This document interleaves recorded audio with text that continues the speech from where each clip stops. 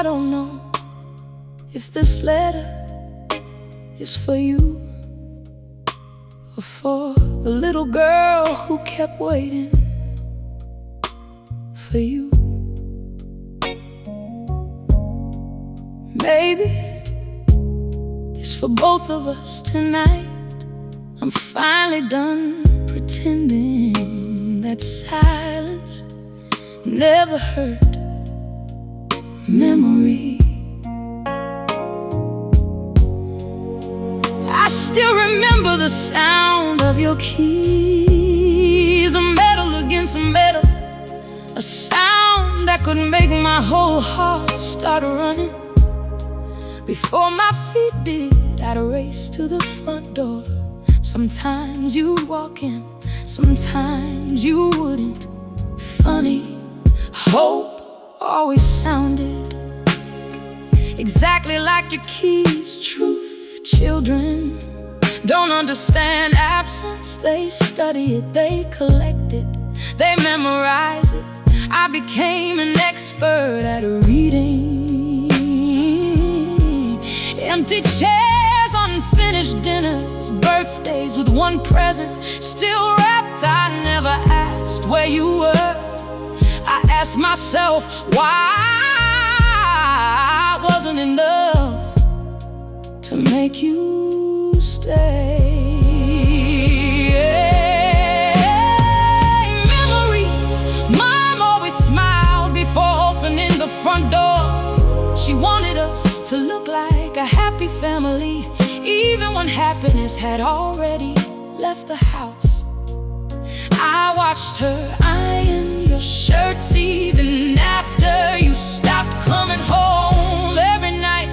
Love can be stubborn, sometimes too stubborn. Confession, I spent years falling in love with men who never unpacked their suitcases, men who loved me just enough to keep me hoping, not because they reminded me of you,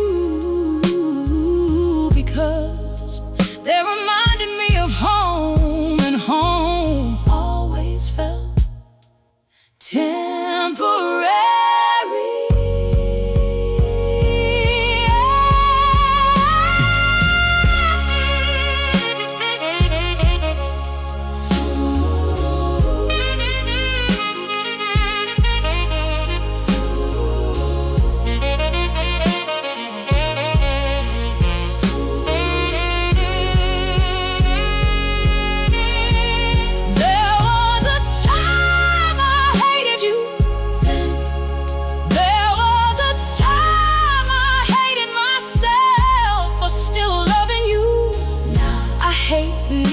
Because hatred is too heavy to carry for a lifetime, and I've carried enough already.